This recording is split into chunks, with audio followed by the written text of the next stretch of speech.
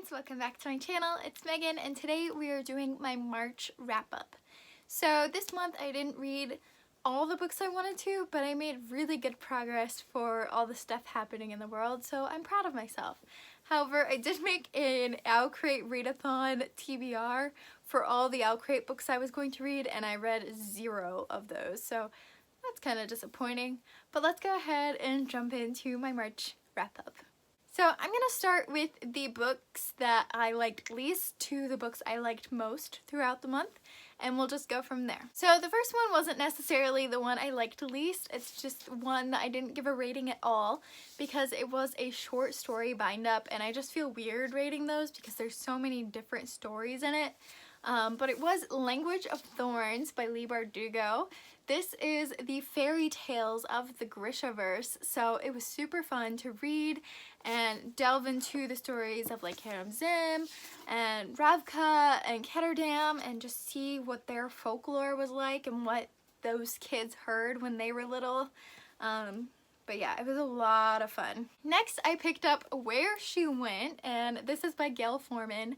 I didn't dislike this, it just isn't really my cup of tea. Contemporaries typically just don't hit it for me, and that followed suit. It tells the story of a girl who went into a coma after a bad car accident and her trying to decide if she wants to come back or go into the afterlife.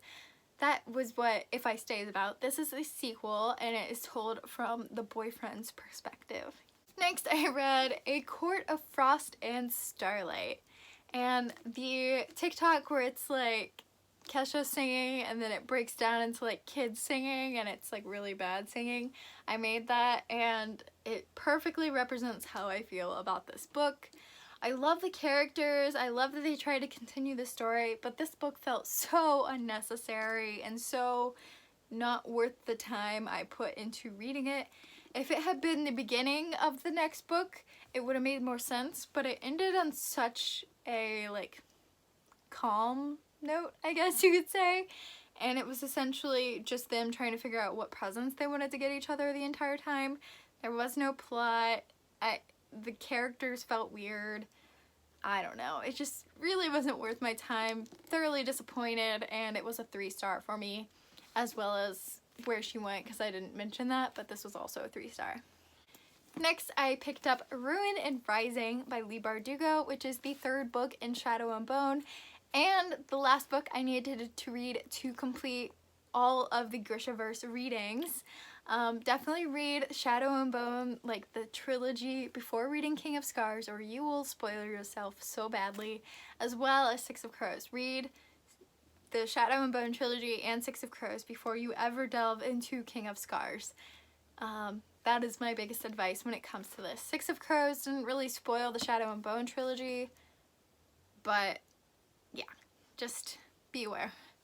Also, this book, I totally get, after reading this book, why people don't like the trilogy. Shadow and Bone and the Siege and Storm books were pretty good. I really enjoyed them. And then this book came along and it ended. And I was just like, why?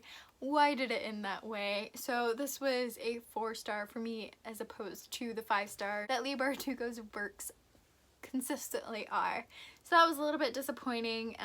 Should have just ended with Siege and Storm. And that's pretty much how I feel about that. Next, I did finish the Cruel Prince series by picking up The Queen of Nothing. And this one really shocked me.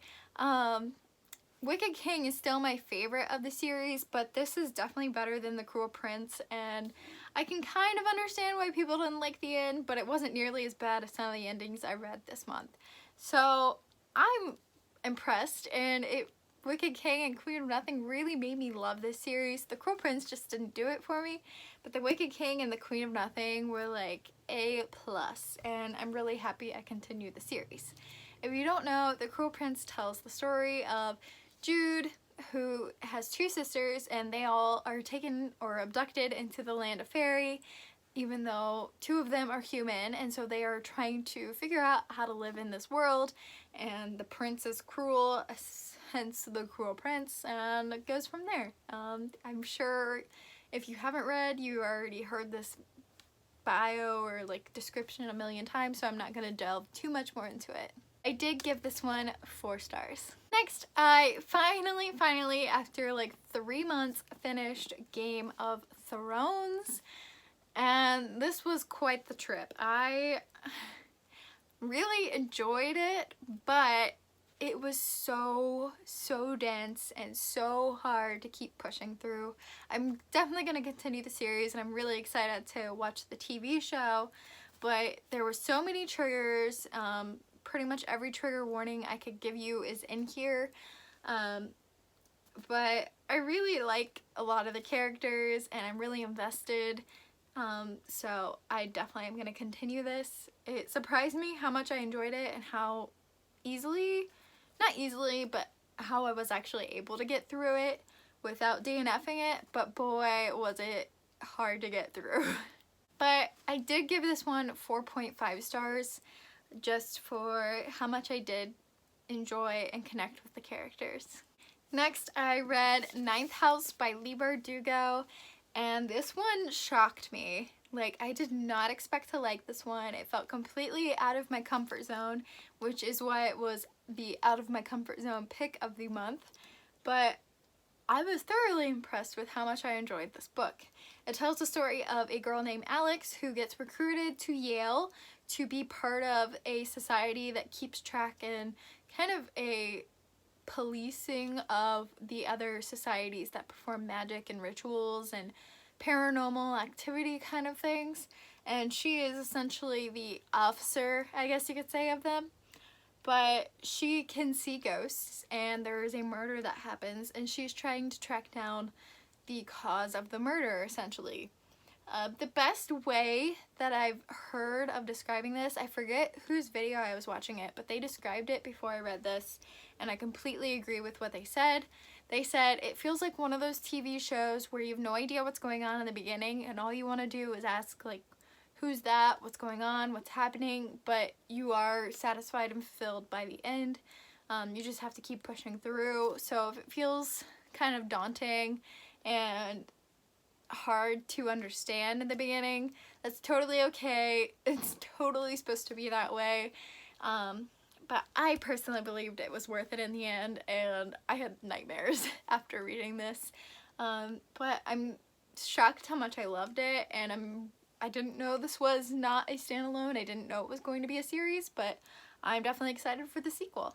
So I gave this one 4.5 stars. Next, I read A Court of Wings and Ruin, which is the 3rd book in the A Court of Thorns and Roses series, or essentially the finale before the bridge or disappointment that is A Court of Frost and Starlight.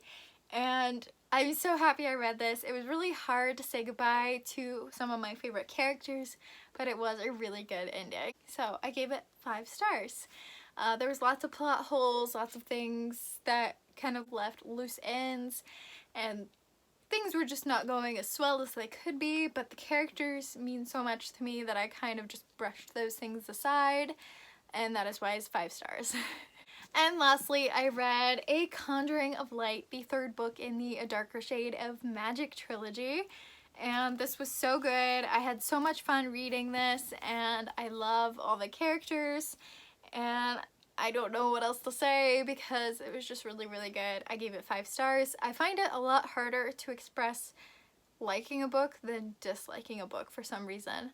But this is the 3rd book, as I said, in the Darker Shade of Magic trilogy, which tells the story of 4 Londons, and each of them have different amounts of magic, and only 2 people in all of these universes can travel between Londons, and we follow one of them named Kel. And one day his London is kind of under attack, and he runs into a girl from the London without magic and is able to bring her back somehow, and she's so independent and so fun, and I just had a lot of fun reading this series. So those are all the books I read for March. I hope you guys enjoyed your reading month, and let me know what you read down below, what your favorite book was. Even though these 2 were 5 stars, I think my favorite book this month was either Ninth House or Queen of Nothing, just because they were the ones that shocked me the most.